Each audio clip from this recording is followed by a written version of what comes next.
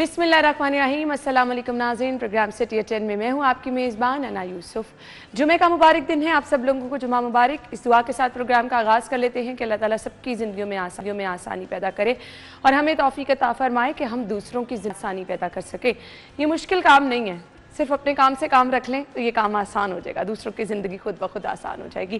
Programme का आगाज़ कर लेते हैं जी, खबरों से आगाज़ करेंगे। 11 बजे वाले सेगमेंट पे हमारे मेहमान भी हमें ज्वाइन करेंगे और आज का हमारा बड़ा अहम टॉपिक है कुछ चीज़ें जिनको हम नज़रअंदाज करते हैं। आई डोंट थिंक सो मैं अभी अपने स्टूडियो में ही किसी से पूछूँ कि रूटीन में ब्लड प्रेशर चेक कराते हैं, तो शायद क्योंकि डॉक्टर्स और माहिरीन ये कहते हैं कि जी अब 25, 26, 27 साल यहाँ तक स्टॉप है, इसके बाद हर किसी को ब्लड प्रेशर चेक कराना चाहिए। तो मैं भी उसमें शामिल हूँ। जो आप सब लोगों को मिलजुल कर जो है इन छोटी छोटी चीज़ों का ख्याल रखना है, वक्तन फ़वक्तन अपना शुगर लेवल और अपना बीपी जो है वो चेक कराते रहना। मेरी हंसी जो है ना, इसका मैं इन लोगों को अभी इंट्रोड्यूस नहीं कराना चाह रही थी, वो मैं एज ग्रुप की शायद बात करी थी, तो इरफान साहब कुछ इशारे कर रहे थे।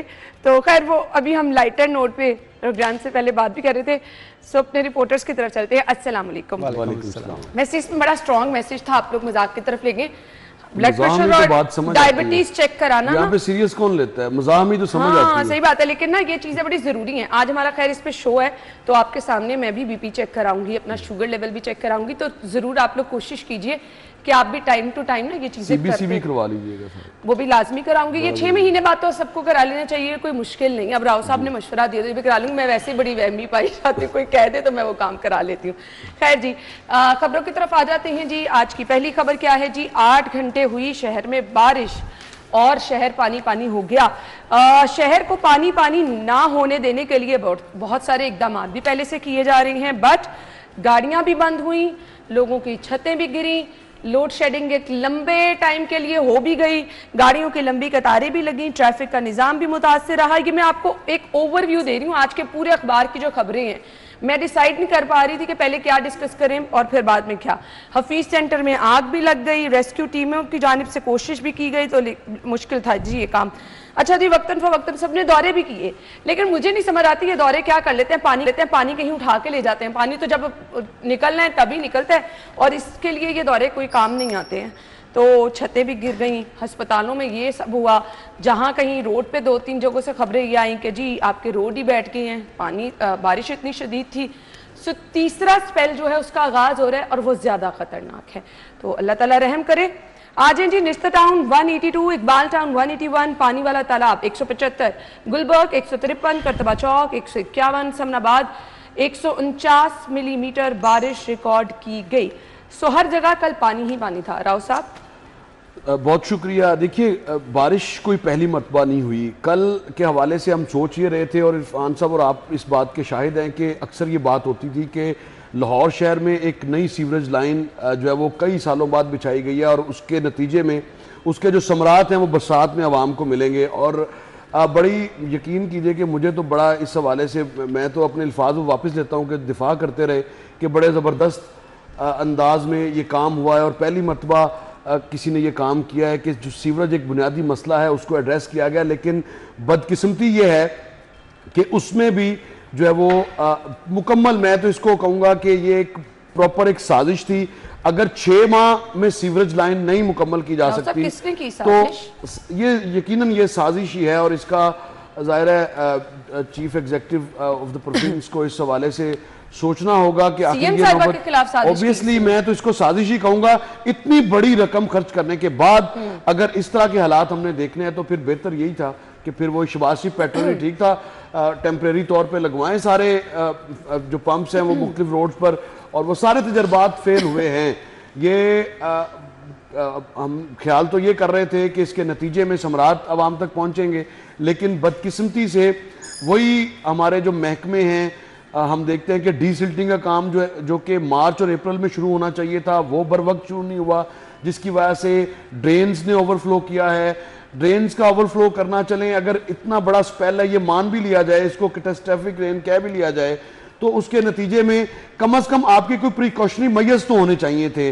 आपने इतनी बड़ी इन्वेस्टमेंट की, और सीवरेज लाइंस के हवाले से हमें यह बताया गया कि ये 40 से 50 साल का आपका मसला जो है वो एड्रेस होने जा रहा है। तो कल हमने वही सीन दोबारा देखे जो कि हम माजी में देखते रहे हैं।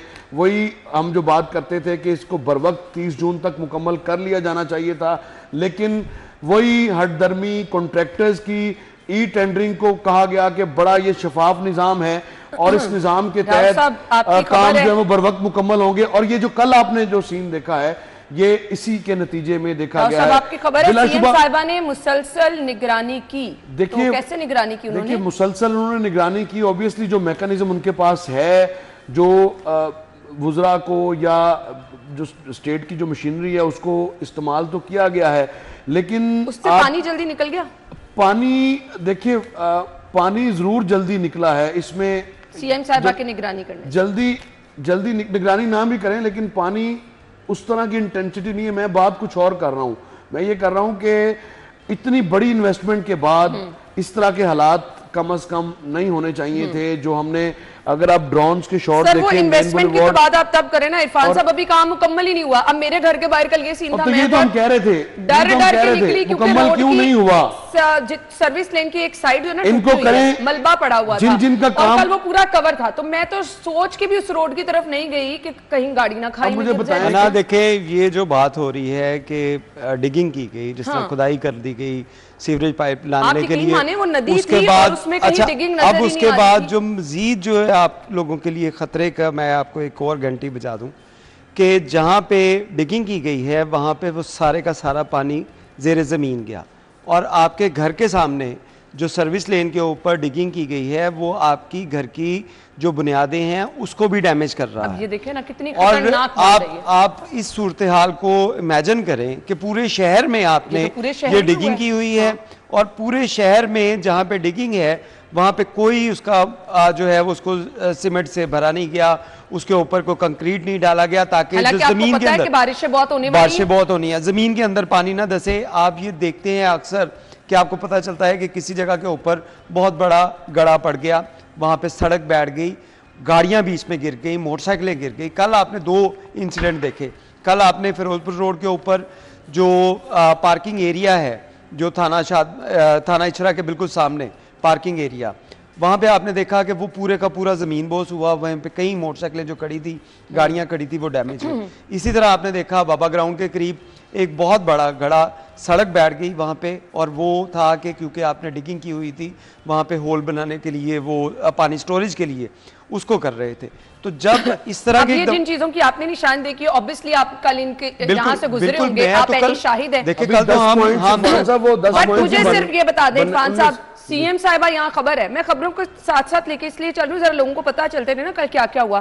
सीएम साहिबा ने मुसलसल निगरानी की, डीसी का एमडी वासा के साथ दौरा, लक्ष्मी चौक का नकासी, आपके लिए सेफ सिटी की खुसूसी मॉनिटरिंग, ये सब चीजें। अच्छा मैं इसको मॉनिटरिंग के बारे में बता दूं आपको कि सेफ सिटी अथॉरिटी ने कल शाम 4 बजे तक इन पॉइंट्स की निशानदेही की सेफ सिटी ने, जिनकी आपने निशानदेही की है। 65 पॉइंट्स की निशानदेही की सेफ सिटी अथॉरिटी ने, और ये 65 पॉइंट वो थे जो मेन शाहराहों पे थे, यानी कि आपके लाहौर शहर के अंदर 65 मकामात ऐसे थे जहां पे पानी खड़ा था। और ये मैं नहीं कह रहा, ये आपका सेफ सिटी अथॉरिटी, आपका अपना हुकूमती इदारा कह रहा है कि इन जगहों के ऊपर इन जगहों के ऊपर पानी खड़ा था। अच्छा, ये वो थी जगह जो मेन शाहराहें हैं। अब इसके साथ आप गली मोहल्ले, इलाके, आबादियां, उसको अगर मॉनिटर करना शुरू करें तो ये आपको पता चलेगा कि 200 से ज़ायद साइट्स थी जहां पे पानी खड़ा था। वज़ीर आला पंजाब की जानिब से एमडी वासा और बाकी जो इंतज़ामिया थे, इनको हरकत में लाया गया। इनकी तरफ से जो हरकत में ये लोग आए, ये ज़्यादा से ज़्यादा हरकत में आए लक्ष्मी चौक में, जहाँ पे वासा का कैंप है, वहाँ पे फोटो सेशन करवाया, वहाँ पे DSNG लगाई गई, सारी सबको इन्वाइट किया गया कि आए हम यहाँ पे बड़ा काम, सबने वहाँ पे खड़े होकर वहाँ पे फोटो सेशन करवाया और कहा कि हम काम करवा रहे हैं। काम हुआ कब? काम आपके पास जो मशीनरी है उसी ने करना। इन लोगों ने जो फोटो सेशन करवाने गए थे, इन्होंने नहीं करना। मशीनरी आपने ऑलरेडी पहले लगाई हुई थी, आपके पास मशीनरी की तादाद इतनी नहीं है कि आप 200 साइट्स के ऊपर मुसलसल वो अपनी मशीनरी आप खड़ी कर सके। इसलिए आप वेट करते रहे कि पानी खुद ब खुद जो है वो ड्रेन हो, तो उसके बाद हम जाके कह सके कि हमने ये सारे इकदाम कर लिए। इसके साथ साथ आप देखें कल जितने नुकसानात हुए, मैं जो डिगिंग की बात कर रहा हूँ, ये आइंदा अगला जो स्पेल है, इस स्पेल में 40% मजीद बारिशें जो है वो कहा जा रहा है कि पिछले स्पेल से 40% ज़्यादा बारिशें अगले स्पेल में जो 13 जुलाई तक जारी रहना है, यानी कि 2 दिन मजीद। तो आप इमेजिन कर लें कि जहां पे डिगिंग की वजह से पानी ऑलरेडी जो बुनियादों में लोगों की घरों की बिल्डिंग्स की बुनियादों के अंदर जा चुका है, वहां पे जब 40% मजीद पानी जाएगा तो मजीद हादसा होंगे। हादसा की आपने जो सूरत हाल देख ली कि कल रेस्क्यू एहलकार जो थे वो बेचारे भी, एक फैक्ट्री की छत जो गिरी उसमें जो है वो एक शहीद हो गया नौजवान जो रेस्क्यू एहलकार था। इसके साथ साथ माल रोड के ऊपर माल रोड के ऊपर मुगलपुरा के करीब दरख्त गिरा एक, वो भी दरख्त जो गिरते हैं वो इसी वजह से गिरते हैं क्योंकि उसके पानी जो है वो उसकी ड्रेन इतनी अंदर चली जाती है, उसकी वजह से उसकी जो जड़ें हैं वो कमज़ोर हो जाती हैं और वो गिर जाते हैं वजन से भी, बारिश के और पुराने दरख्त भी वहाँ पे ऑलरेडी बिल्कुल। तो ये हादसा जो रूनमा हो रहे हैं इसका अंदाज़ा अभी लगाया ही नहीं गया। इसका अंदाजा अगर लगाएंगे तो आपको पता चलेगा कि आपने कितने घरों को, कितनी बिल्डिंग्स को डैमेज कर दिया है सिर्फ अपनी इस गफलत की वजह से। जो आपने काम शुरू किया उसको आपने मुकम्मल नहीं किया। इंटरेस्टिंग बात ये, कुछ नहीं होगा, पानी इंटरेस्टिंग बात ये है कि ये बताया ये जा रहा था कि जी इसकी टेस्टिंग का अमल चल रहा है और सीवरेज का, और उसके बाद इसकी ये आपने भी हमें 2 दिन पहले मेंशन किया था। अब मुझे बताएं कि ये तो टेस्टिंग में ये तो फेल हो गया पहले टेस्ट में। अगर किसी जगह पर किसी 6 माह में भी काम कोई कॉन्ट्रैक्टर मुकम्मल नहीं करता तो क्या फिर ये साजिश नहीं है? इतनी खतीर रकम आप खर्च करने जा रहे हैं शहर पे। और फिर मैं ये देखें, जब भी रेन्स इस तरह से कंजेक्टिव रेन होती है तो उसके वो साथ अपने मसाइल भी लाती है, इसमें कोई शक नहीं है। लेकिन आपने जो प्रिकॉशनरी मेजर्स लेने थे आपने उस पर क्या किया? क्या आपने अपनी स्कीम्स को बर वक्त मुकम्मल किया? पूरा बंद रोड इस वक्त वहां पर डिगिंग है, कौन वहां पर अगर खुदा ना खासा कोई हादसा होते हैं तो कौन जिम्मेदार होगा? इसी तरह से बाज मकामात पर तो जो मट्टी है वो डाल दी गई है, रोड नहीं बनी जिसकी वजह से कल गाड़ियां आपको नीचे जाती हुई नजर आएंगी। इसी वजह से जिम्मेदारों को इस चीज का जवाब लेना चाहिए था। अच्छा जी, बारिश के साथ साथ एक बहुत बड़ा मसला जो कि लोगों को फेस करना पड़ता है मुसलसल लोड शेडिंग की सूरत में, उसकी तरफ आ जाते हैं।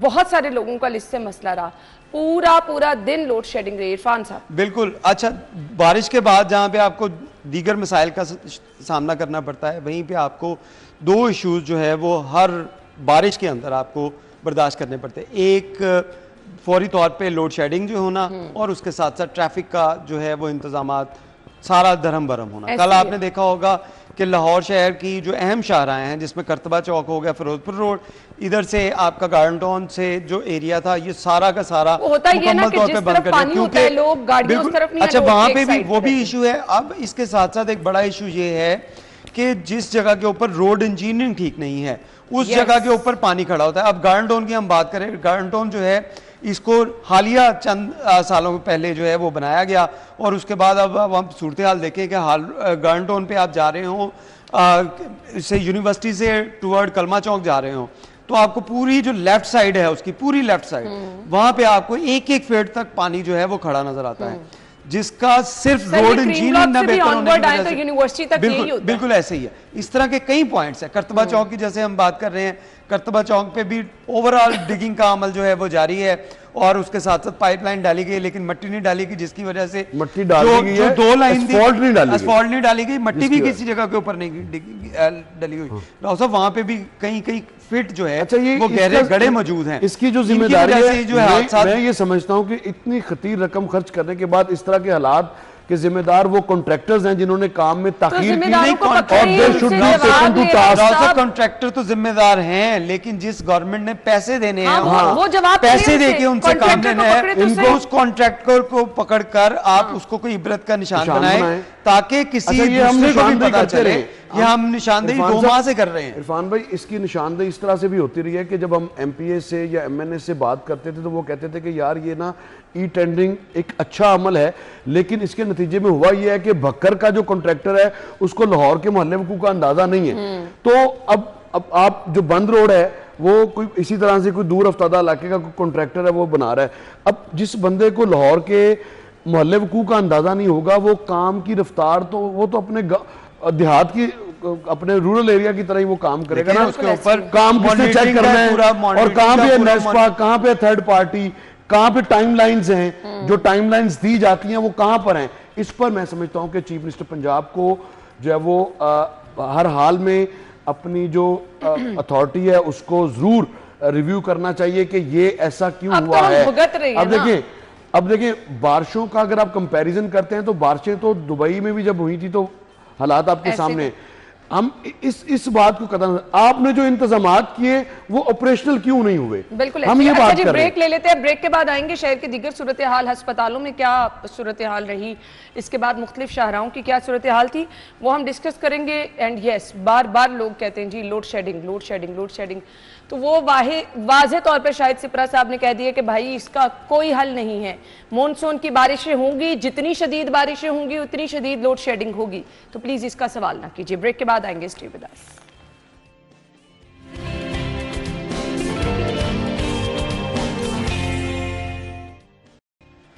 अच्छा जी, दूसरी खबर की तरफ आ जाते हैं। शहर में छतें दरख्त गिरने से 3 अफराद जाम बहक, 8 जख्मी हुए। 3 अस्पतालों की छतें टपक पड़ी, कई ऑपरेशन भी मुलतवी करने पड़े। ये चिल्ड्रन हॉस्पिटल की इमरजेंसी है जी, वहाँ पर आउटडोर पानी से भर, इमरजेंसी और आउटडोर, यार चेक करें आप, अगर इमरजेंसी पानी से भर गई होगी तो ये तो किसी को नहीं ना पता, एकदम से बच्चा शदीद बीमार हो गया तो आज बीमार ना हो क्योंकि इमरजेंसी में लेके जाएंगे तो वहाँ पानी होगा। अब किस तरह से डॉक्टर साहिबान पानी में खड़े होकर इलाज करने आएंगे? कोई भी नहीं आएगा, जाहिर बात है। अच्छा जी, उसके बाद जी डॉक्टर और अमला वहाँ पर नहीं पहुँच सका। सर्विसेज हॉस्पिटल के ऑर्थोपेडिक ऑपरेशन थिएटर की छत टपकने लगी, और ये हालात जी शहर के दीगर अस्पतालों में, क्योंकि जिना में भी जब कभी जाना हुआ, सॉरी जनरल हॉस्पिटल की मैं बात करी हूँ, वहाँ पर भी आपको एंट्रेंस से ही पानी जो है वो, क्योंकि ये पुरानी सारी बिल्डिंग्स बनी हुई हैं। इरफान साहब, अच्छा, अब देखें कि जो वज़ीर आला पंजाब की राव साहब ने खबर फाइल की कि वज़ीर आला मुसलसल निगरानी नकासी आपका अमला इधर नहीं ना गई होंगी। अच्छा, यहाँ पे क्यों मेन शाहराओं अब मेन शाहराओं के अलावा हॉस्पिटल जिसमें कोई भी अपनी खुशी से नहीं जाता, कोई अपनी खुशी से नहीं जाता। देखें, ये लोग जो हैं वहां पे अभी किसी मजबूरी में, मुश्किल में नहीं करता, अपनी जान दांव पे वहां पे वो जाता है हॉस्पिटल में, तो हॉस्पिटल में जाएगा तो पता चले कि वहां पे छतें टपक रही हैं, पानी है, ना डॉक्टर आए हैं, ना अमला पहुंचा है वहां पे। उसके बाद उस मरीज के ऊपर या उसके अहल खाना के ऊपर क्या बीती होगी?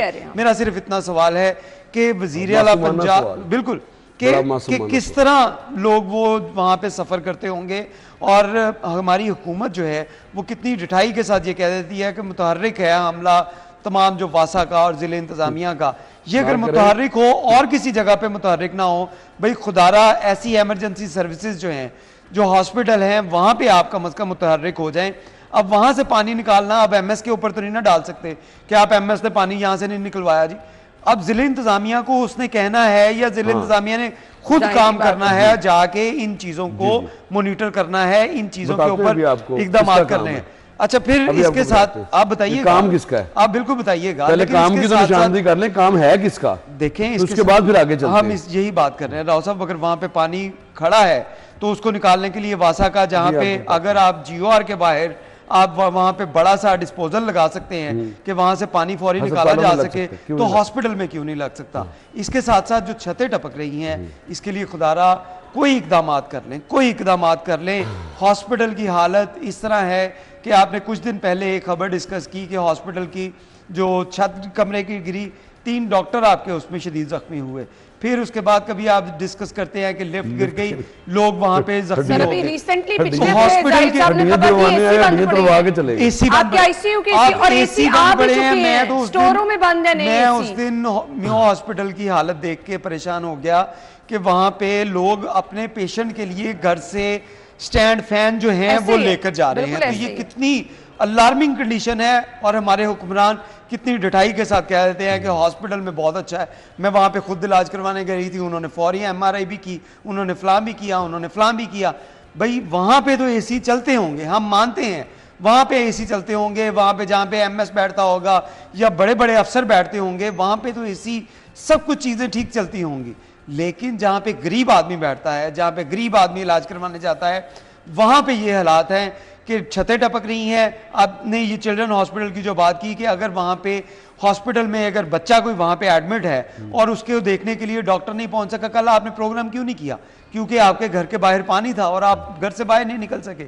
इसी तरह तमाम जो प्राइवेट और सरकारी हॉस्पिटल थे या प्राइवेट या सरकारी इदारे थे, इनके अंदर अगर आप सिचुएशन देखें जो कल हाजिरी की थी वो 40% के करीब थी, 40 या 50% के करीब, बाकी लोग जो है वो घरों में थे। क्या जिसका बच्चा बीमार है उसने तो अपने बच्चे को लेकर आना ही आना है ना, उसको चाहे ठीक करने के लिए हमें जो जिले इंतजामिया को हरकत में आना होगा। आप जहां पे लक्ष्मी चौक जाके फोटो सेशन करवाने की बजाय एक डिस्पोजल आप हॉस्पिटल्स के अंदर भेज देते कि यार यहाँ से पानी निकाल लिया जाए। अच्छा जी, आपकी डिस्पोजल वाली बात ठीक है, लेकिन आपको पहले बात करना होगी छतें टपकने की। ये इस पे राव साहब पानी सीवरेज से बाहर आ रहा है। इरफान साहब स्टेप बाय स्टेप आपको बताते हैं कि किस तरह से जो छतें टपकनी हॉस्पिटल का कसूर है जी, जो डॉक्टर वहां पे नहीं है उनका कसूर है जी। बात तो करने देंगे ना, बात तो करने दें, उनका कसूर है, बात तो करने दें ना, उनकी वजह से बात तो करने दें, उनकी वजह से वहां पे पानी खड़ा हो गया, उनकी वजह से उनकी वजह से मैं ये बात नहीं कर रहा इरफान साहब, मैं ये बात नहीं कर रहा। आप यही बात कर रहे हैं अस्पतालों पर छतों की बात करनी होगी। जो सीवरेज का पानी अंदर गंदा पानी ना, जो गंदा पानी अंदर जो इकट्ठा हो रहा है भी आ जाते हैं, पहले ये बात तो करने दें, निकालने के लिए भाई पहले बात तो करने दें। आप बता दिए, पहले बात तो करने दें। छतें टपकी, छतें क्यों टपकी? पहला तो उसकी वजह से सीवरेज का पानी बाहर आया, तो नहीं, उसकी वजह से मरीज पहले बात तो सुन लें। उनकी नायल ली थी, छतें क्यों टपकी? अब ये बताएंगे आप छतें क्यों टपकी? सबसे पहले तो आपको इस इशू को एड्रेस करना, उसके बाद आगे चलते हैं। छतें टपकने के हवाले से जिम्मेदारान कौन हो सकते हैं?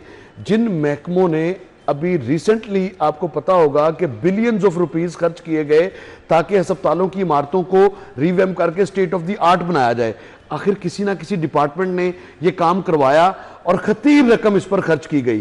क्या थर्ड पार्टी इसमें नहीं होगी? फिर अगेन मैं वही बात करूंगा कि उन जिम्मेदारों को छतें टपकने का ना एमएस का कोई ताल्लुक है ना चीफ मिनिस्टर का कोई ताल्लुक है। सर ये ना साल से इशू है, जनरल अस्पताल का, सर्विसेज का, आगे म्यू का, क्या इनको क्या ये टेकन टू टास्क होंगे? सबसे पहली बात तो ये है, इसका मतलब है कि नाकस कारकर्दगी है और नाकस मटेरियल इस्तेमाल किया गया है रिवैम्पिंग के दौरान, जिसकी वजह से इस तरह के वाकयात सर्विसेज अस्पताल में और जिना अस्पताल और चिल्ड्रन हॉस्पिटल की आप बात कर रहे हैं, इवन देन म्यू हॉस्पिटल की भी आपने निशानदेही की। तमाम पुराने अस्पतालों में, बड़े अस्पतालों में अब आजे सीवरेज उसकी तरफ जो सैनिटेशन का। इरफान साहब, हर हॉस्पिटल में जेनिटोरियल स्टाफ की एक बड़ी तादाद में भर्ती होती है और आप अगर जाएं तो वो साहब अजीब बात कर रहे हैं आप, जेनिटोरियल स्टाफ और यार बारिशी पानी बात करता हो गया, बारिशी पानी, बारिशी बरसात का पानी जो है वो आउटसोर्स आप कमाल करते हैं, बातें कर रहे से पानी निकालना है। मैं क्या बातें कर रहे हैं, वो भी हॉस्पिटल के ऊपर डाल दिया आपने। मैं नहीं कर रहा उस पे। सर अगर आप सुनेंगे नहीं मैं ब्रेक पे चली जाऊंगी, अगर आप सुनेंगे नहीं मैं ब्रेक पे चली जाऊंगी। बात सुनने की आदत ही नहीं है, सवाल करते हैं उसके बाद जवाब लेते नहीं है। हम मॉनसून से पहले तैयारी करते हैं, हमारे महकमे हमें रिपोर्ट देते हैं। अस्पतालों में जब पता होता है, अस्पतालों में जब पता होता है कि हमारा अस्पताल बारिश हो रही है, यहाँ पे ये इशू हो सकता है, छतें टपकती हैं, इमरजेंसी में पानी आ जाता है, तो क्यों एमएस साहिबान को ये पता है, ये बात एमएस साहिबान को ये पता है कि लोकल परचेज की मद में अगर 1 रुपए का बजट है, 1 अरब रुपए का बजट है तो उसको खर्च करना है, ये उनको पता है और ये कहते हैं कि अल्लाह का शुक्र है पूरा खर्च कर लिया गया। तो जेनिटोरियल स्टाफ किस लिए है? देखिए आपने आउटसोर्स किया हुआ भाई जो है वो एक बड़े मसले को आप सिर्फ उस जेनिटोरियल स्टाफ के ऊपर डालने की कोशिश कर रहे हैं। अस्पताल की इंतजामिया नहीं इसकी जिम्मेदारी बात नहीं कर रहा। देखें, जब एक मिनट बात सुन लीजिएगा पहले, जब लोगों के घरों में के अंदर पानी गया है, अभी कल मैं इस्लामिया पार्क खड़ा था, लोगों के घरों में पानी था जो जीओआर से रिलेटेड है। वहां पे चंद माह पहले वहां पे सीवरेज पाइपलाइन पूरी नहीं डाली गई, फिर उसके बाद घरों के अंदर पानी था, वहां पे उनका फर्नीचर तबाह हुआ। हॉस्पिटल की हो रही है, मैं वही बताने लगा, मैं सुन ले। अब मैं कह रहा हूं कि अब आप कह रहे हैं कि उस घर वाले की गलती है। मैं कह रहा हूं कि हॉस्पिटल के अंदर अगर सीवरेज का पानी जा रहा है तो इसमें जेनिटोरियल स्टाफ का कसूर नहीं है, इसमें एमएस का कसूर नहीं है, आपका जिला इंतजामिया जिसका पूरा सड़क का पानी कोऑर्डिनेशन होती है, सड़क का पानी जाता है,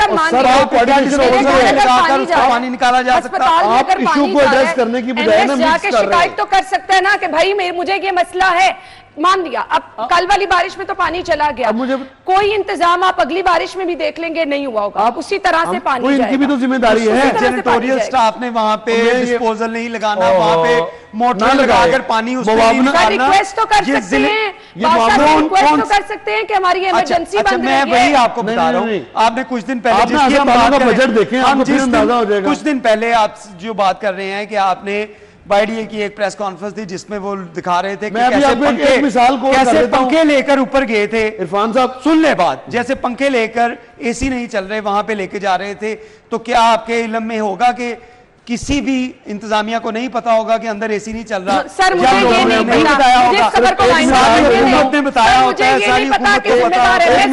जिम्मेदार हुकूमत है, जिम्मेदार हमारे एक मिसाल है, बस मुझे बताने मुझे नहीं पता कौन है, लेकिन आप लिखवा लें ये 2 दिन बाद, कल परसों जब भी बारिश होती है हालात यही रहेंगे। क्योंकि अभी आपके सामने मैं हफीज सेंटर वाली खबर डिस्कस करने लगी हूँ, इससे पहले भी यही हुआ हफीज सेंटर में, अब दोबारा वो चीज रिपीट हुई। अस्पतालों में बार बार ये होगा, यहाँ पे किसी को कोई फर्क नहीं पड़ता। ब्रेक के बाद आते हैं जी फिर इस खबर की तरफ।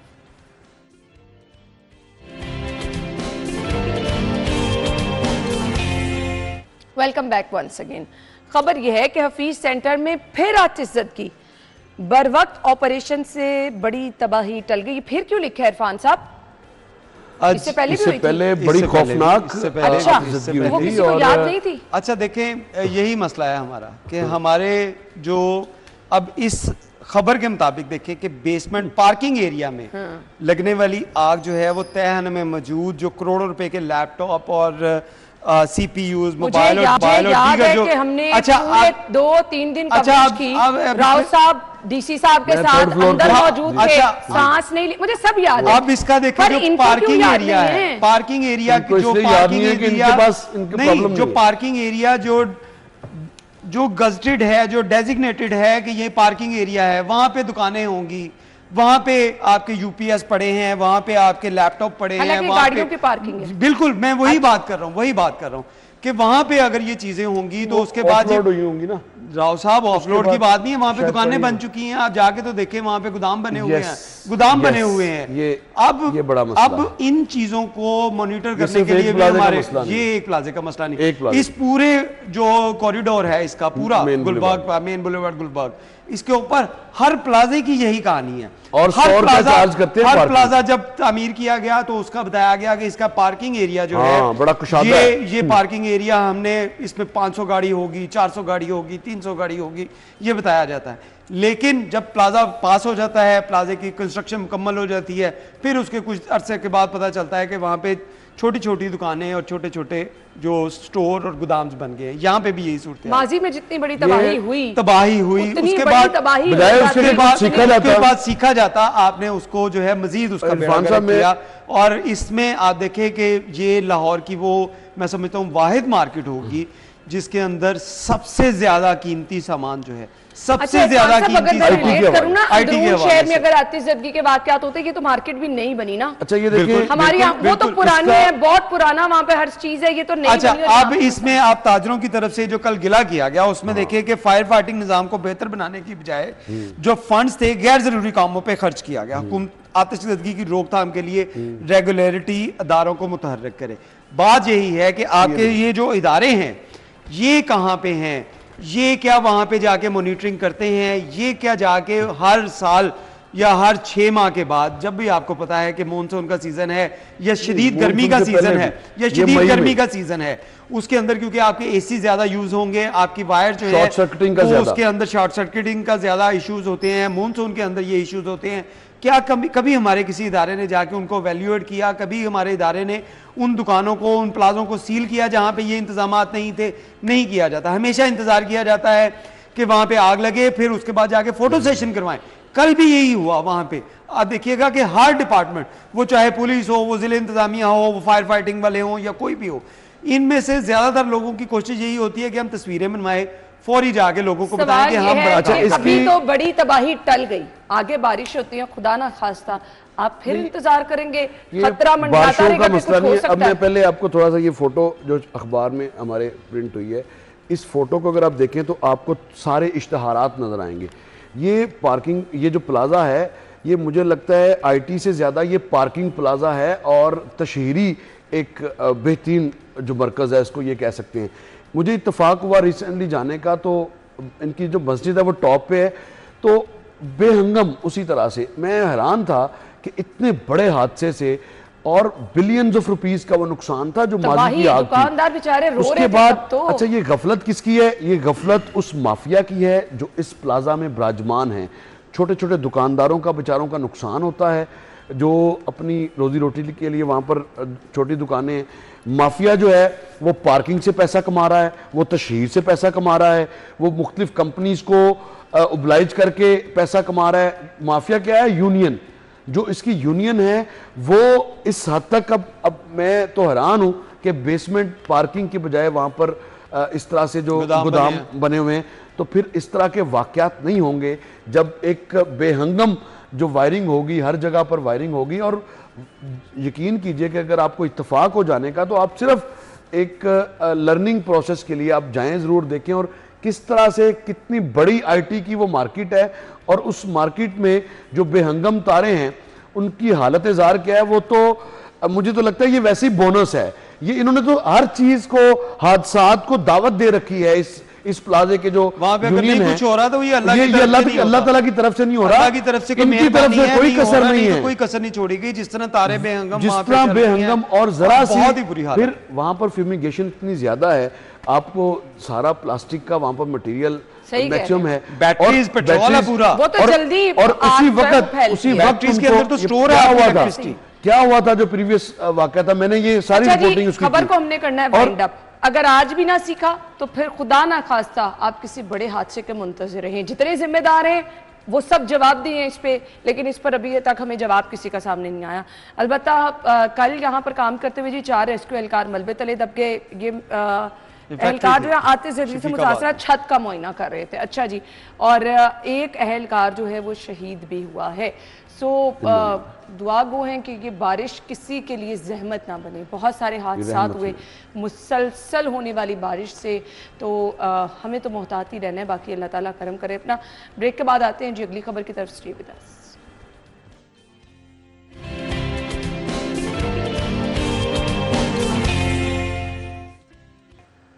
Welcome back. अच्छा जी, कल ये हुआ कि LOS शमा नाला ओवरफ्लो हो गया। अगर मैं गलत नहीं हूं तो मैंने 2-3 दफा नहीं राव साहब, मैंने ना यहाँ पर गाड़ियां लगी देखी हैं जिनसे नाले की सफाई, जिसको कहा जाता था कि मानसून से पहले तैयारियां कर रहे हैं, और एक्चुअली सफाई हुई भी है। अगर सफाई होने के बावजूद नाले की ये हालत है तो फिर तो क्वेश्चन है ओवरफ्लो क्यों हुआ। पहला सवाल तो ये है, वो सवाल ये है कि पिछले 8 से 10 माह में उसके बिल्कुल करीब ही मुस्लिम लीग नून के एक सीनियर रहनुमा है और साबिक डिप्टी मेयर हैं मियां मोहम्मद तारिक, उनकी जानिब से ये रिक्वेस्ट भेजी गई बाकायदा वासा को कि इसकी दीवार जो है वो टूटी हुई है, इसकी दीवार कर दी जाए ताकि आइंदा जब भी बारिश होगी तो अब ये इतनी पुरानी बात है और बिल्कुल खातिर में नहीं लाया गया, जिसकी वजह से ये जो नाला वैसे ओवरफ्लो करता तो शायद उस तरह से नुकसान ना करता। रसूल पार्क का पूरा एरिया, वो एक कल पूरा एरिया जो है वो ग्राउंड और वो सारा था वो ज़ेरे आब रहा और खासी मुश्किलात लोगों को झेलना पड़ी, सिर्फ इसी वजह से कि डीसिल्टिंग टाइमली हो जाए और जहां कहीं पर ड्रेन्स की वॉल्स, बाउंड्री वॉल का इशू है, उसको तो कम से कम एड्रेस किया जा सकता था। जबकि इसके लिए वासा को कोई टेंडर देने की ज़रूरत नहीं है। ये M&R का फ़ंड इनके पास मौजूद होता है, लेकिन M&R का फ़ंड वहाँ पर इस्तेमाल होता है। हमने देखा है कि जहाँ पर वासा के अफसरान का या मुतलका एक्सियन SDO का अपना इंटरेस्ट होता है वहाँ पर तो इस्तेमाल हो जाता है, लेकिन जहाँ पर पब्लिक इंटरेस्ट हो वहाँ पर इसको इस्तेमाल नहीं किया जाता और जिसकी वजह से ये फिर ड्रेन जो है वो ये ओवरफ्लो किया और उसका सारा खमियाजा जो है वो लोगों के घरों का सामान तबाह बर्बाद हुआ है।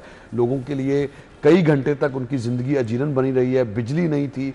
उसके अलावा मसाजिद की सूरत हाल आपके सामने है, गुज़िश्ता रोज़ के अगर आप देखें ये वहाँ से मौके से रिपोर्ट भी किया गया है और ये है वो काम जो करने की ज़रूरत थी। ये छोटी छोटी जो चीज़ें हैं इनको सेट असाइड किया जाता है, जिसके नतीजे में अवाम को उसका भारी नुकसान होता है। लेकिन अब इसको जरा वाइंड अप कर देते हैं। सवाल ये है कि इससे अब ये भी नहीं आप कह सकते कि सीखा कुछ नहीं। अभी जो मॉनसून का पूरा दौरानिया है ना, ऐसे ही रहेगा। अगर सीख लिया तो मसाइल हल हो जाएंगे ना। सीखने वाले टेनोर से आगे निकल ये बहुत आगे निकल गए। ना सीखने वाले PhD, अब ये पानी जो है वो पुलों से गुजर चुका है, घरों पे भी आएगा, ना सीखने वाले PhD हैं। अगले ये डॉक्टरेट की डिग्री इनको मिल गई। अभी तो ये प्री मानसून का सीजन है, अभी ये तो मानसून जो है हो गया इरफान साहब मानसून। देखिए लेकिन ये स्पेल जो चल रहा है, मैं इसकी बात कर रहा हूँ, ये स्पेल जो है ये प्री मानसून का स्पेल था।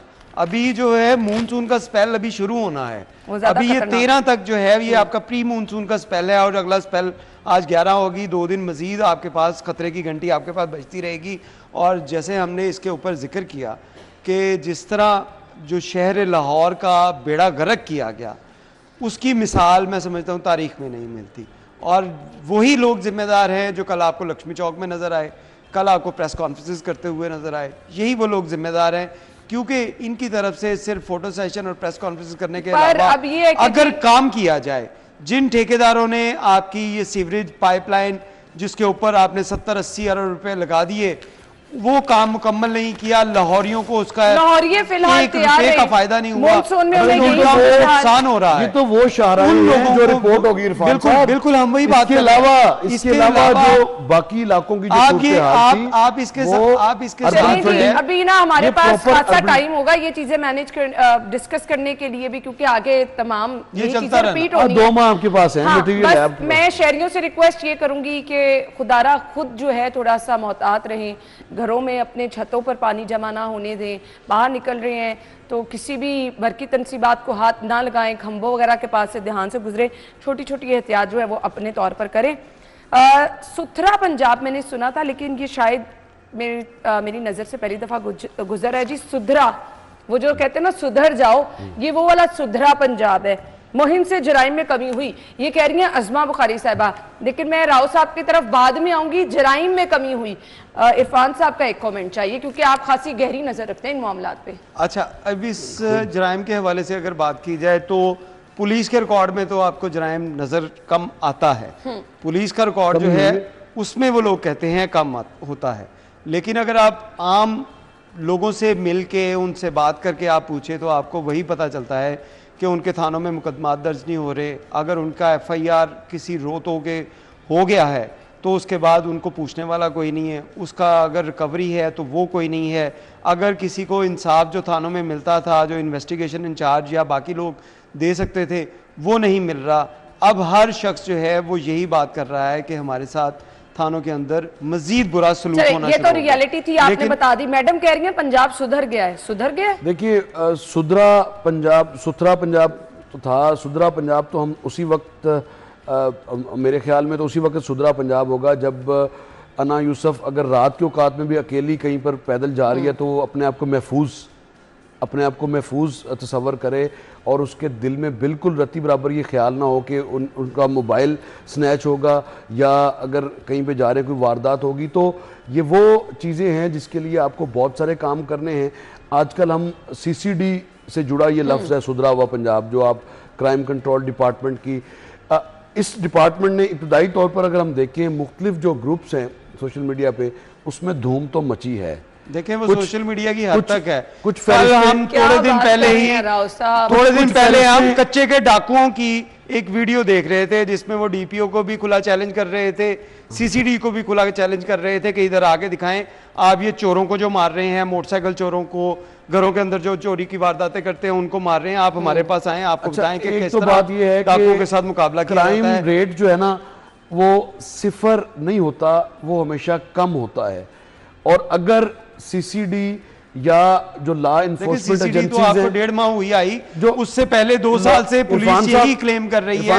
पिछले 2 साल से पुलिस ये क्लेम कर रही है कि क्राइम नीचे आ रहा है। सर मुझे तो कारकर्दगी ऐसी बताई गई है कि मैं कहती हूँ क्या कमाल हो गया, लेकिन 1-5 नहीं लोगों को मैं इस पे शो करूंगी, लाजमी करूंगी। थैंक यू सो मच जी, आप लोगों के वक्त का बहुत बहुत शुक्रिया। अभी हम जाएंगे ब्रेक की तरफ, आप जानिए हेडलाइंस, फिर आएंगे वापस शो में। स्टे विद अस।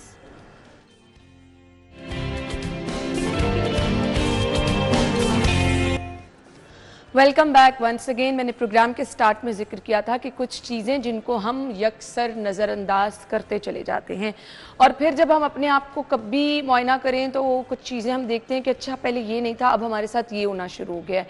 सो क्या होता है जी, सरदर्द रहना, सर का भारी रहना, कभी यहाँ गिरना कभी यहाँ गिरना।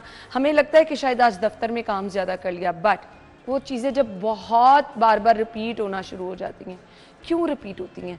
अच्छा जी, हमें किस एज में लोग समझते हैं अच्छा अभी तो मैं यंग हूँ, अभी तो मैं सारा 22 साल का हूँ, 23 साल का हूँ, 30 साल का हूँ, मुझे तो ज़रूरत ही नहीं है अपना बीपी चेक कराने की।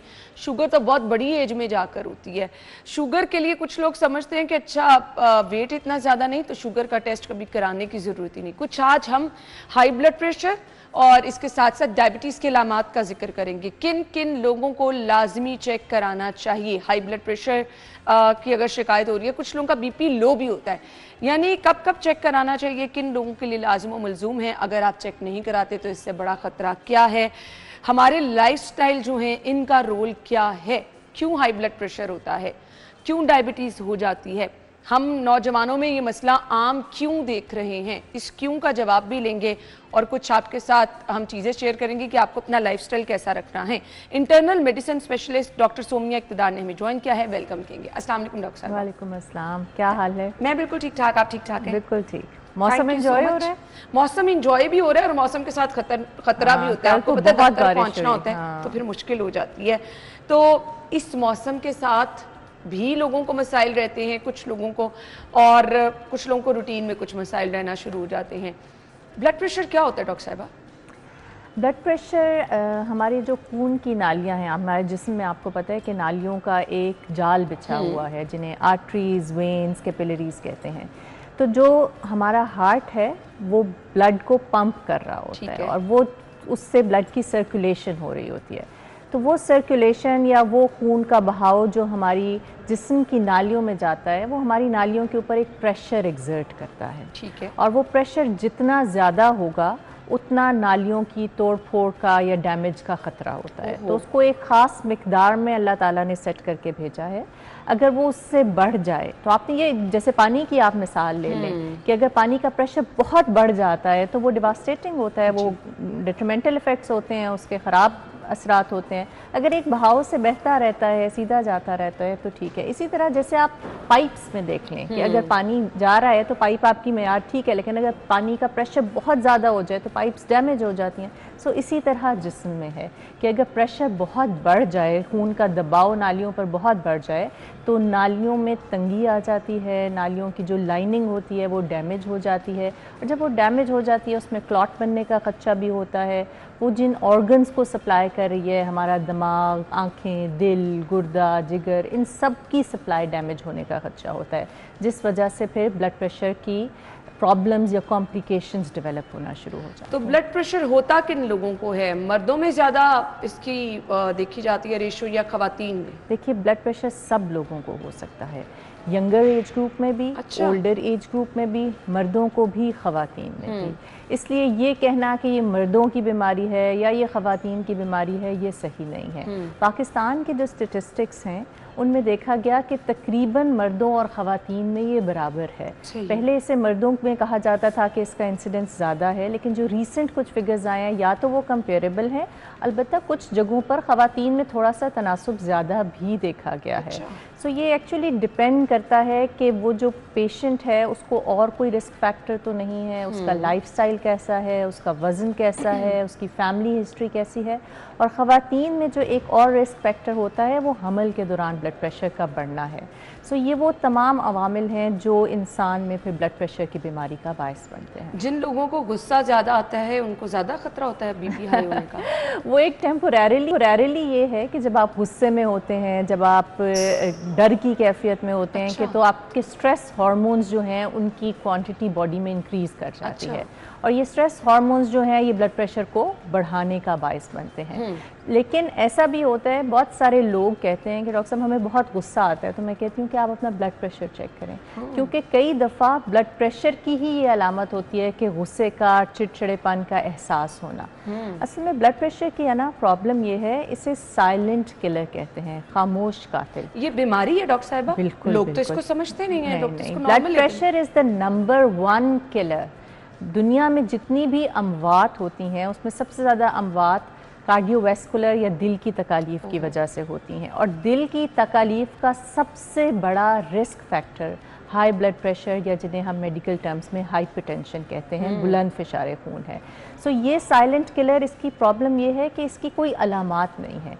जैसे अगर आपको इन्फेक्शन है तो आपको बुखार होता है, अगर गले में है तो खांसी रेशा होता है, तो आप पिक कर लेते हैं कि इस मरीज़ को इन्फेक्शन गले की हो रही है, सोर थ्रोट होता है। लेकिन ब्लड प्रेशर का मसला ये है कि इसकी कोई अलामात नहीं है। ऐसा नहीं है कि ये पिक कर सकें, ये बिल्कुल खामोश कातिल की तरह आपको अंदर से खोखला करता रहता है।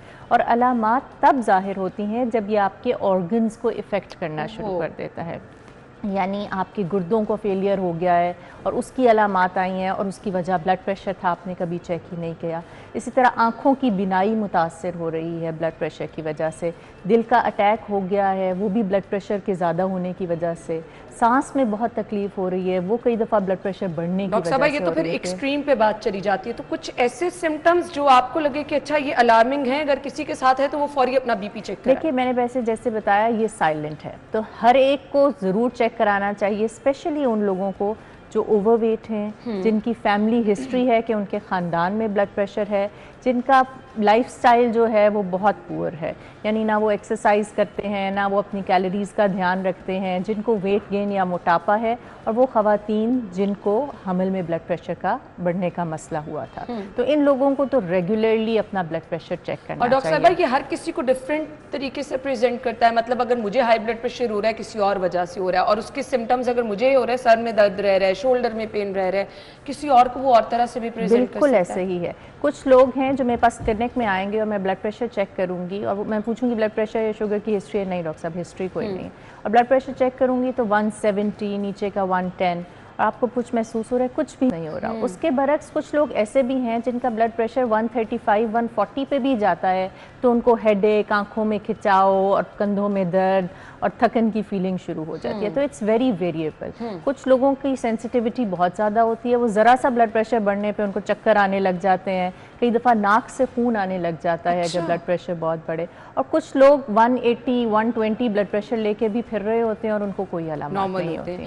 सो डॉक्टर साहिबा, अब लोगों को ये लगता है कि अच्छा मेरी उम्र अभी 25-26 साल है तो बीपी तो हो ही नहीं सकता, ये तो बड़ी एज में जाके कहीं होता है, मेरा इतना वेट भी नहीं है तो मुझे बीपी क्यों होगा, तो इसके लिए एज मैटर करती है? देखिए जो ब्लड प्रेशर है उसकी दो टाइप्स हैं मेनली। एक है जिसे हम प्राइमरी या एसेंशियल हाइपरटेंशन कहते हैं, उसकी कोई वजह नहीं होती, उसमें रिस्क फैक्टर्स हैं जैसे मैंने बताया, एशियंस में ज़्यादा कॉमन है, लाइफस्टाइल पुअर है, आपका वेट ज़्यादा है, आपकी फैमिली हिस्ट्री है डायबिटीज़ या हार्ट डिजीज़ की, आपको और चीज़ें हैं जैसे कि आपको शुगर का मसला साथ है या कोलेस्ट्रॉल का मसला या जैसे लिपिड प्रोफाइल डिरेंज्ड है, तो उन लोगों में ब्लड प्रेशर होने का चांस होता है। ये प्राइमरी या एसेंशियल हाइपरटेंशन है, लेकिन बीमारी कोई अंडरलाइन किसी ऑर्गन की नहीं है जिस वजह से ब्लड प्रेशर हो रहा है। एक ब्लड प्रेशर होता है जिसे हम सेकेंडरी हाइपरटेंशन कहते हैं। सेकेंडरी का मतलब है कि किसी वजह से ब्लड प्रेशर है।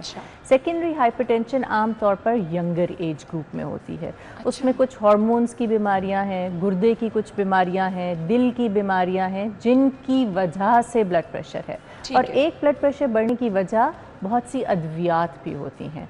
कुछ अद्वियात जिसमें पेन किलर्स शामिल हैं, कुछ अद्वियात ऐसी हैं जो कि हम किसी और मर्ज़ के लिए दे रहे होते हैं, उसमें सोडियम शामिल होता है और वो सोडियम नमक है, और नमक जो है वो बराह रास्त ब्लड प्रेशर बढ़ाने का बायस बनता है। यहाँ पे मैं ज़रूर ये कहना चाहूँगी कि सेल्फ मेडिकेशन और बार बार पेन किलर्स का इस्तेमाल जो लोग करते हैं वो इस चीज़ को जो है ना, डॉक्टर साहबा की बात को गौर से सुन लें।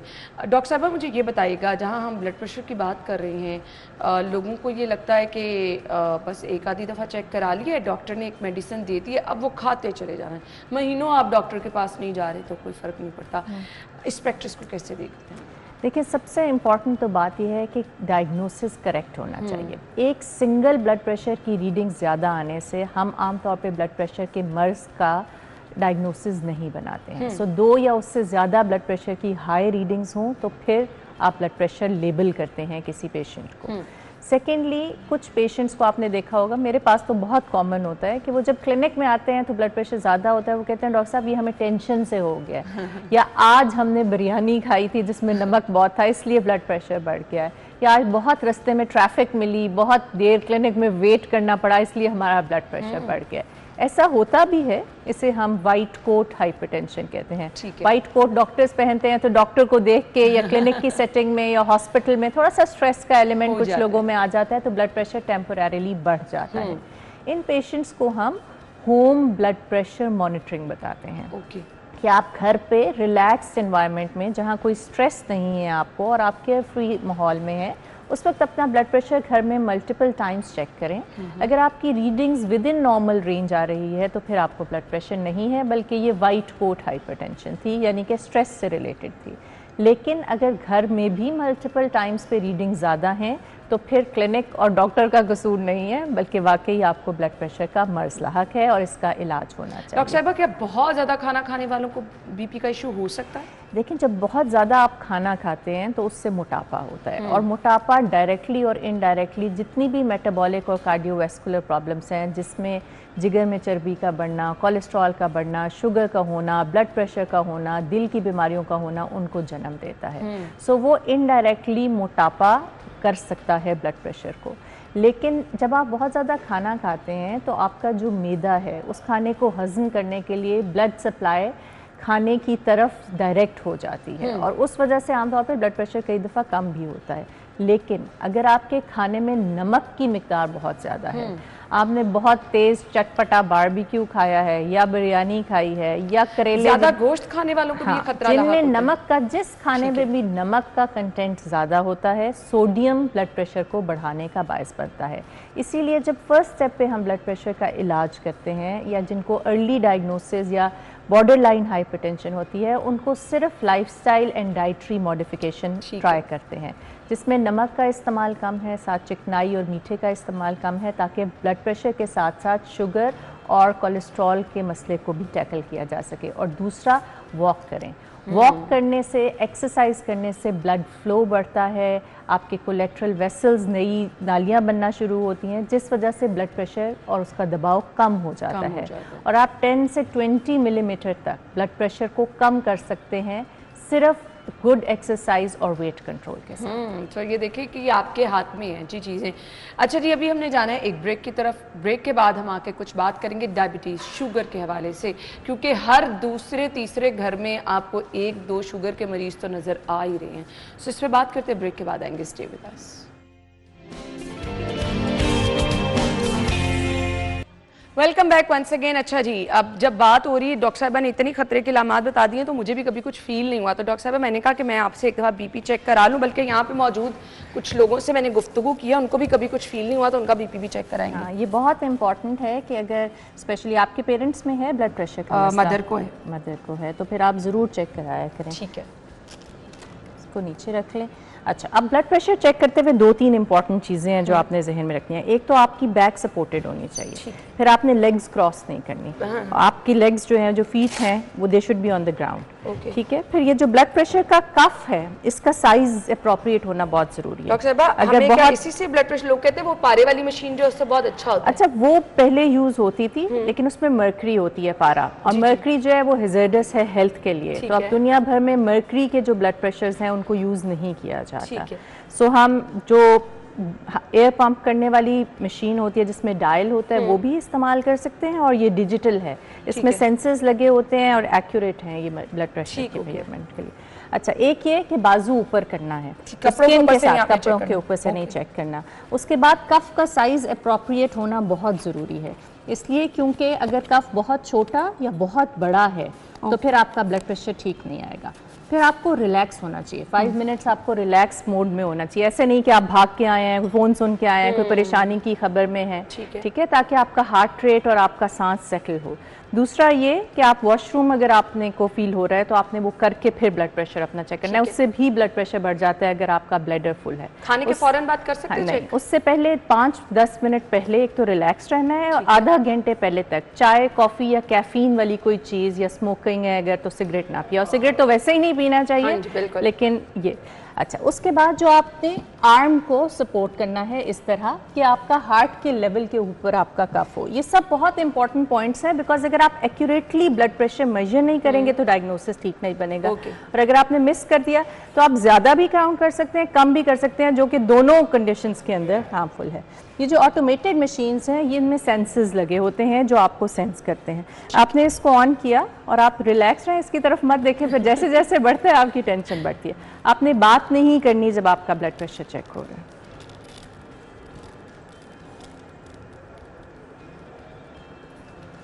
अच्छा, जब ब्लड प्रेशर की मशीन आप बाज़ार से लें तो हमेशा कोशिश करें कि जो सर्टिफाइड मशीन्स हैं जिनकी क्वालिटी अच्छी है वो चेक करें।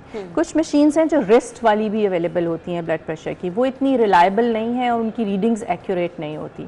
तो हमेशा आर्म वाला कफ इट शुड बी 1 सेंटीमीटर या 1 inch below above your elbow, ठीक है। और कफ जो है वो बेयर स्किन के ऊपर लगाना है, कपड़ों के ऊपर से नहीं, लेग्स क्रॉस नहीं होनी, बैक सपोर्टेड होनी है and feet on the ground. Okay. और ब्लड प्रेशर आपका ठीक है, नीचे का थोड़ा सा मामूली सा ज़्यादा है, बॉर्डर लाइन सा, लेकिन ब्लड प्रेशर आपका ठीक है। हम यहाँ पर ब्लड प्रेशर चेक करा रहे थे। डॉक्टर साहिबा, मेरा बीपी लेवल क्या था? बिल्कुल ठीक था, बिल्कुल ठीक था। 120/80 का नॉर्मल होता है। 130 से 80 इज आइडियल, उससे कम और मेरा क्या था? आपका 118/82 था। ठीक है, ठीक है। सो ये नॉर्मल रेंज के अंदर ठीक है। और अगर मुझे ज़रूरत है बार बार चेक कराने की, आप, लेकिन आप ये नहीं कि रोज़ चेक कराएं, लेकिन आप महीने 2-3 महीने के बाद ज़रूर चेक करा लें। अगर कोई प्रॉब्लम होती है किसी के वक्त आप हॉस्पिटल गए हैं या डॉक्टर को विजिट किया, उस वक्त भी आपका चेक हो जाता है तो स्क्रीन हो जाता है। दूसरी बात यह है कि ब्लड प्रेशर एक नॉर्मल रेंज होती है, एक हाई नॉर्मल होता है, ठीक है। यानी अगर आपका 130 से 140 के दरमियान है और नीचे वाला 80 से 90 के दरमियान है तो आप हाई नॉर्मल रेंज में हैं। इन लोगों को बार बार चेक कराना चाहिए। ये लेफ्ट साइड पे आपने क्यों लगाया? राइट लेफ्ट दोनों चेक कर सकते हैं, लेकिन जब आप पहली दफ़ा ब्लड प्रेशर चेक करा रहे हैं तो मैं आइडियली ये करती हूँ कि राइट और लेफ्ट दोनों में चेक करती हूँ, देखने के लिए। कई दफ़ा कुछ बीमारियां ऐसी होती हैं जिसमें एक बाजू में कम और एक बाजू में ज़्यादा भी आ सकता है, तो ये देखना ज़रूरी होती है। खून की नालियों की तंगी की वजह से ऐसे कई दफ़ा होता है। और फिर अगर आपका एक जैसा है, अब एक जैसा चाहिए भी बहुत इंटरेस्टिंग क्वेश्चन है आना। डॉक्टर साहब मुझे पूछते हैं बहुत कि डॉक्टर साहब हर दफ़ा चेक कराते हैं ब्लड प्रेशर फ़र्क आता है, तो कुछ पेशेंट्स हैं जो हर एक ही मिनट के अंदर हर 5 मिनट बाद चेक करते हैं और वो फिर टेंशन और एंग्जाइटी से अब इतना आया था, अब इतना आया था। तो मैंने उनको समझाया है कि बार बार चेक करेंगे तो बार बार डिफरेंट रीडिंग आएगी। जैसे हम सांस ले रहे हैं, बोल रहे हैं, खा रहे हैं, हर चीज़ ब्लड प्रेशर पर इफेक्ट डालती है। तो ऐसे नहीं होगा कि 120/75 अगर ब्लड प्रेशर अभी आया है तो अगले 15 मिनट बाद भी 120/75 ही आना चाहिए। वो उस रेंज में आना चाहिए जो नॉर्मल रेंज है। अगर वो एबनॉर्मल रेंज में आ रहा है तो फिर आपको डॉक्टर से रुजू करने की ठीक हो गया। अच्छा जी, अभी हमारे साथ 2-3 लोग हैं जिनका ब्लड प्रेशर हम चेक करेंगे और वो मकसद यही है दिखाने का कि आपको ज़रूरत कब कब और क्यों होती है और क्यों इतना ज़रूरी है बार बार चेक कराना भी। Welcome back once again. अच्छा जी, डॉक्टर साहबा भी हमारे साथ मौजूद हैं और आमिर रज़ा खान साहब भी हमें ज्वाइन कर चुके हैं, जो कि हर सिचुएशन में फिट बैठ जाते हैं। बट ये वाली सिचुएशन में ये इस तरह से फिट बैठ रहे हैं कि उन्होंने 4-5 अपने ऐसे इश्यूज़ बताए हैं कि मेरे ख्याल से इनका बीपी चेक करना बहुत ज़रूरी हो गया है। सो डॉक्टर साहबा, आप कुछ पूछना चाहें पूछ सकती हैं। आपको ब्लड प्रेशर की बीमारी है? हाँ बिल्कुल है। अच्छा, कितने साल से है? 12-13 साल हो गए। और आप दवाई लेते हैं? हाँ, रेगुलरली लेते हैं? रेगुलरली। और कंट्रोल रहता है उससे ब्लड प्रेशर? और नॉर्मली तो कंट्रोल ही रहता है, और लेकिन चेक अभी करते हैं फ्रीक्वेंटली? अभी जो है मेरी आंख का भी है रेडनेस, आप देख रही हैं। जी जी। ये भी ब्लड, इसका अपना ब्लड प्रेशर है, उसकी वजह से। घर पे चेक करते हैं आप? घर पे इसी तरह की एक मैंने मशीन रखी हुई है? हाँ। हाँ, चेक करते हैं तो रीडिंग ठीक आती है? और कभी ठीक आती है, कभी थोड़ी सी माइनर सी ऊपर चली जाती है, लेकिन वो एज। और आप डॉक्टर को फॉलो अप कर रहे हैं, अपनी दवाई एडजस्ट कराते हैं जी रेगुलरली? जी, दवाई मेरी एडजस्ट। और शुगर भी है? शुगर भी। और शुगर कंट्रोल है? हाँ जी, कंट्रोल। कोलेस्ट्रॉल चेक कराई आपने अपनी? कोलेस्ट्रॉल जब भी चेक कराया ठीक आता है। अच्छा, और कोई गुर्दे का मसला या जिगर का या कोई और प्रॉब्लम? नहीं, बस गुर्दे अच्छे बने हुए तो बंदा खा भी ले। गुर्दों का यही मसला है मेरा। कोई टेंशन तो अभी कोई चाय कॉफी तो नहीं पी? है घर पे है जी। अच्छा, टेंशन का पूछा ना। अच्छा, अभी आपने बोलना नहीं है? अभी डॉक्टर साहबा कह रही थी बोलना भी नहीं और हिलना भी नहीं।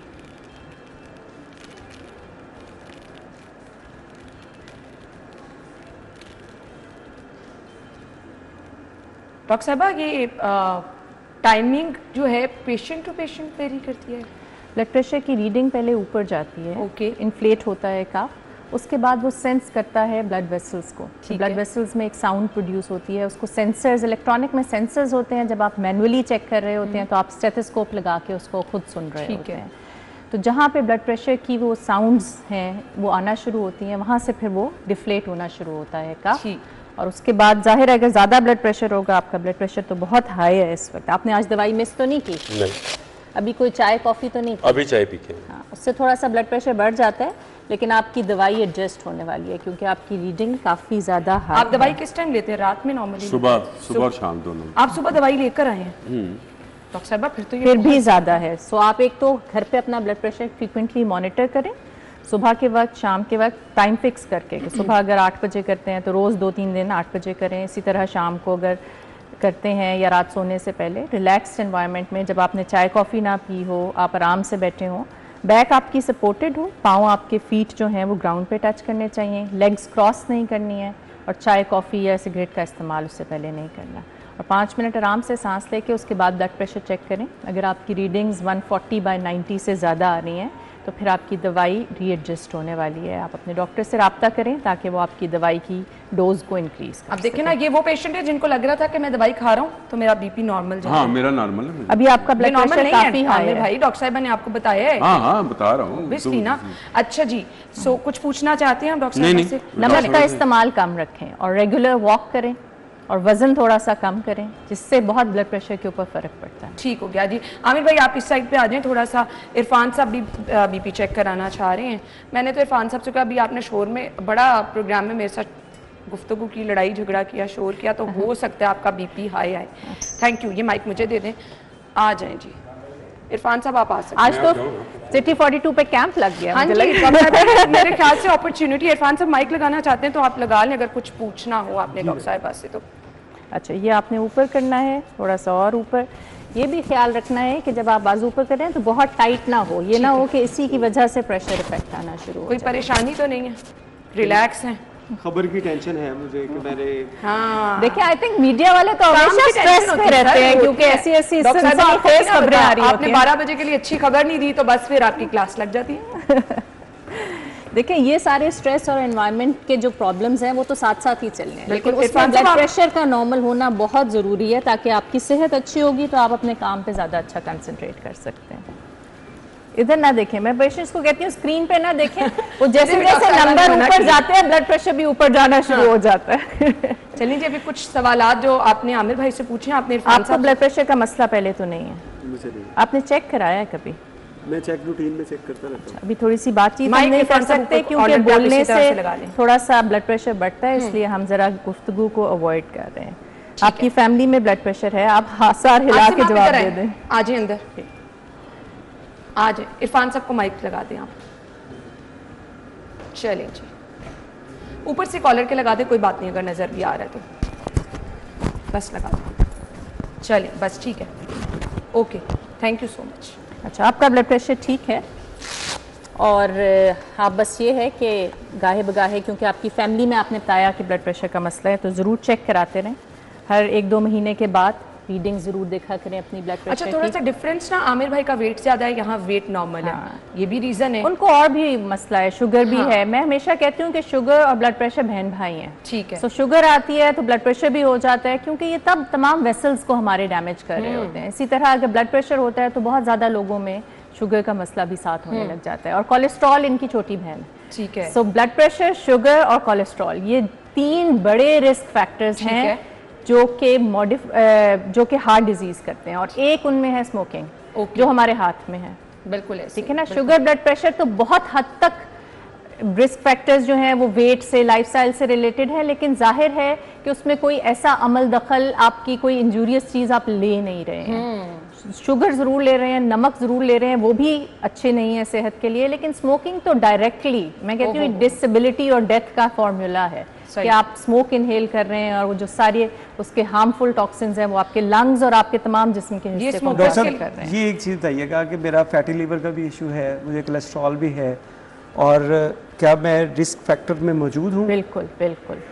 जो प्री डायबिटीज़ यानी कि शुगर नहीं है लेकिन हाई नॉर्मल है, ठीक है, इसी तरह ब्लड प्रेशर नहीं है लेकिन हाई नॉर्मल है, कोलेस्ट्रॉल ज़्यादा है, या फिर जिगर के ऊपर चर्बी है, ये तमाम हार्ट डिजीज़ के रिस्क फैक्टर्स में शामिल है। और इसके लिए मुझे करना क्या चाहिए?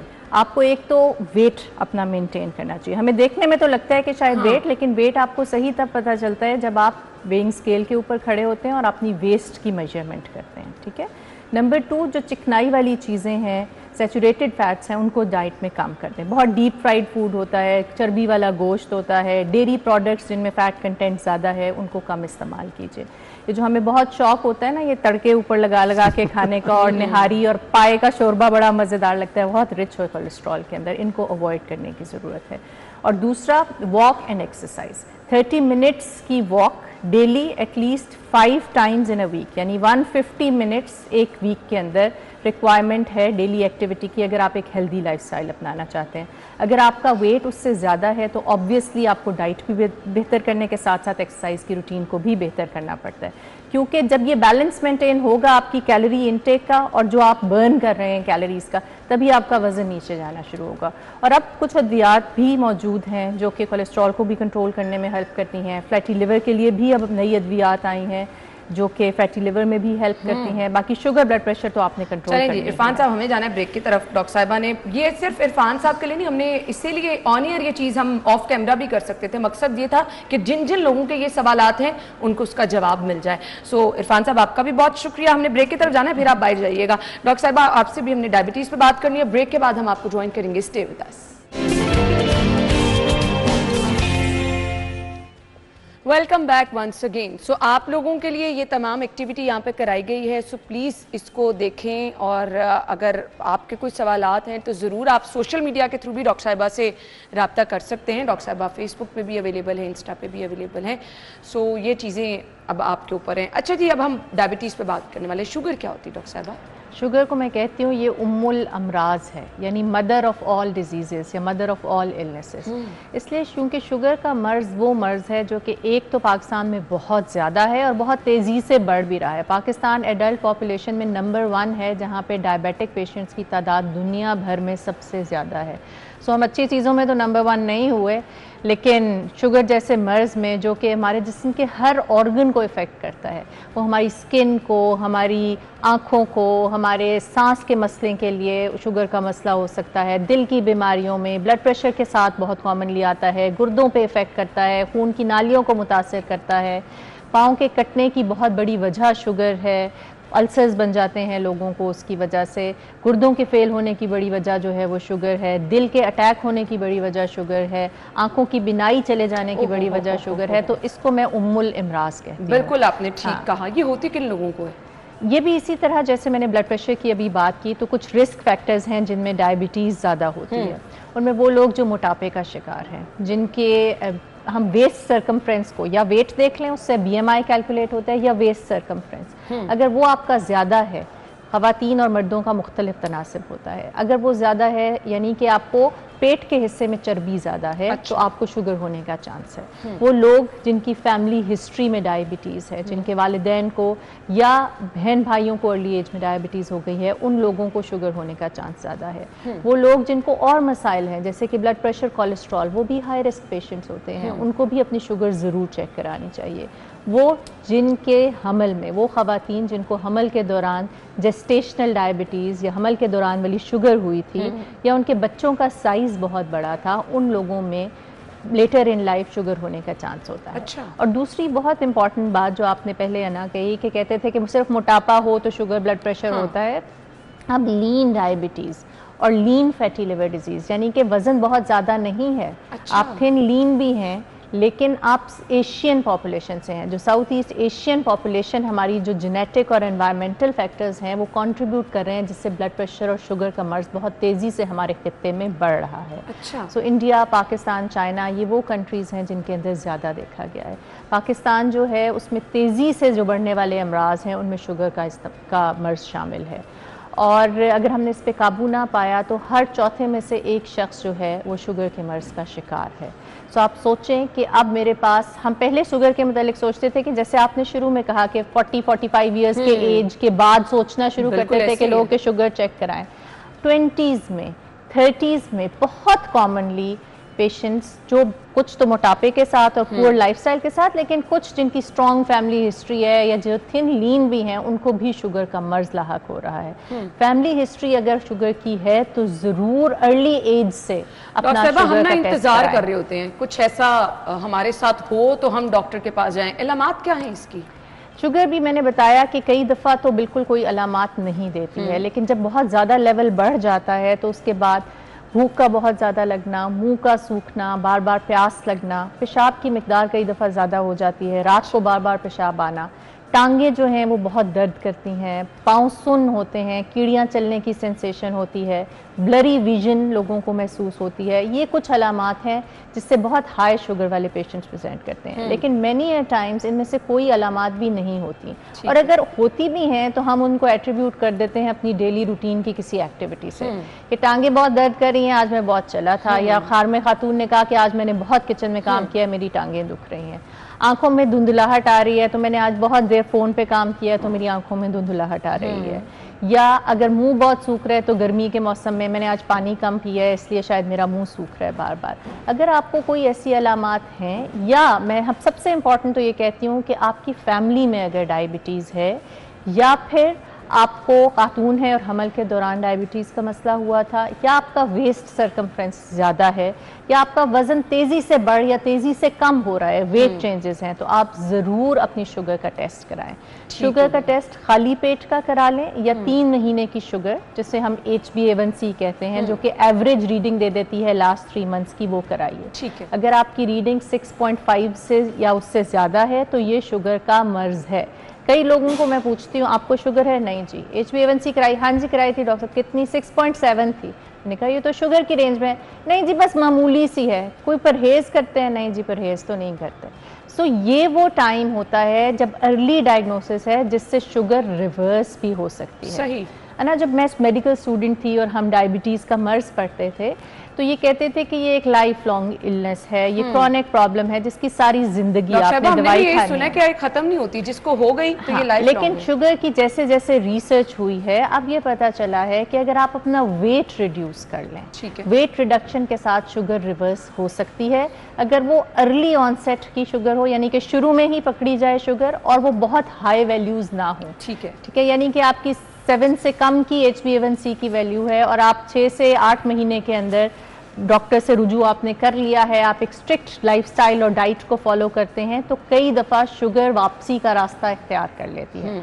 एक बहुत इंपॉर्टेंट बात है प्री डायबिटीज़, ज़ियाबीतस से ज़रा पहले। तो मेरी एक टैग लाइन है जो मैं कहती हूँ कि रखें अपना ख्याल ज़ियाबीतस से ज़रा पहले, कि एक है ना कि डोर पे नॉक हो रही है कि शुगर होने वाली है, आपकी इम्पेयर्ड रीडिंग्स आ रही हैं, आपको शुगर की रेंज में तो लेवल्स नहीं आ रहे, जैसे अभी हमने हाई नॉर्मल की बात की, इसी तरह शुगर की अगर हाई नॉर्मल रीडिंग आ रही है, आपकी फास्टिंग की रीडिंग 110 से ज़्यादा आ रही है और 125 से 110 के दरम्यान है, ये इम्पेयर्ड लेवल्स हैं, ये बताते हैं कि आपको अगले कुछ माह में शुगर होने का खदशा है। अच्छा। इसी वक्त अपने आप को रोक लें मीठा खाने से, ज़्यादा कार्बोहाइड्रेट्स के इंटेक से और एक एक्टिव लाइफस्टाइल की तरफ चले जाएं। वजन ज़्यादा है कंट्रोल नहीं रहती, वजन डॉक्टर साहब कंट्रोल खतरा करें। क्या है? खतरा जैसे मैंने बताया जिस्म के हर ऑर्गन को इफेक्ट करती है। रेटिनोपैथी आंखों की नालियों को मुतासिर करती है, नज़र जाने का खदशा है, स्किन के ऊपर इन्फेक्शंस कर सकती है, फोड़े बन जाते हैं, ज़ख़म बन जाते हैं, नॉन हीलिंग अल्सर्स बन जाते हैं, आपके मुंह के अंदर फंगल इन्फेक्शंस हो जाती हैं, उससे खाने में तकलीफ हो सकती है। दिल के मसाइल, क्योंकि खून की नालियों की तंगी करती है शुगर, तो दिल के मसाइल और दिल के अटैक होने के खदशे को बढ़ा देती है, हार्ट फेलियर के खदशे को बढ़ा अब मेरे पास टाइम कम है, मैं बहुत सारे सवाल थे, बट मुझे ये बता दें वो शुगर पेशेंट जो चावल भी खाते हैं, जो रोटी भी खाते हैं, जो आम अब बहुत ज़्यादा खा रहे हैं, मीठा खाते हैं और उनको लगता है अच्छा बाद में दवाई खा लेंगे ठीक हो जाएगा, उनके लिए मैसेज क्या है? देखिए, prevention is always better than cure. आप जितना अपना डाइट का कंट्रोल बेहतर रखेंगे उतनी कम अद्वियात लेनी पड़ेंगी, जितनी कम अद्वियात लेनी पड़ेंगी उतना आपकी बॉडी के ऊपर लोड अद्वियात का कम होगा। सेकेंडली, ये जो खुराक की एहतियात है ये लॉन्ग टर्म में न सिर्फ शुगर बल्कि आपकी ओवर हेल्थ में भी बहुत बेनिफिट। मैं ये नहीं कहती कि ये बंद कर दें, एक मुनासिब मिकदार में हम अलाउ भी करते हैं, लेकिन जो बहुत ज़्यादा तादाद में हम लेते हैं। अच्छा, एक बहुत इंपॉर्टेंट बात जो मैं बताना चाह रही हूँ, चीनी मैं हमेशा बताती हूँ बंद करें तो लोग गुड़ शक्कर डालना शुरू कर देते हैं, गुड़ और शक्कर भी नहीं डाल सकते। शहद में अल्लाह ताला ने शिफा ज़रूर रखी है, लेकिन वो शिफा डायबिटिक पेशेंट्स के लिए नहीं कि वो सुबह दोपहर शाम शहद खाना शुरू कर दें, उसका ग्लाइसेमिक इंडेक्स हाई है। खजूर भी इसी तरह बहुत मीठी होती है, तो आप एक खजूर रोज़ों में मैं अलाउ करती हूँ डायबिटिक पेशेंट्स को, लेकिन खजूरें नहीं खा सकते, उनका ग्लाइसेमिक इंडेक्स हाई है। इसी तरह आम, कभी दिल करे तो एक आधा टुकड़ा खा सकते हैं, लेकिन ये जो आम की बाल्टी पकड़ के हम खाना शुरू हो जाते हैं, डायबिटिक्स ये नहीं कर सकते। मेरे पास डॉक्टर साहब टाइम कम है, इंशाल्लाह हम दोबारा इस टॉपिक पे ज़रूर डिटेल में बात करेंगे। थैंक यू सो मच, आपके वक्त का बहुत बहुत शुक्रिया। अच्छा जी, अभी मुझे क्या करना है जी, अभी बर्थडे विश करने जा रहे हैं, स्पेशल बर्थडे शहजाद जैदी साहब की, डायरेक्टर ट्रांसमिशन एंड एडिटिंग है। सो शहजाद साहब को हम सालगिरह की बहुत मुबारकबाद देना चाहेंगे। Wish you a very happy birthday.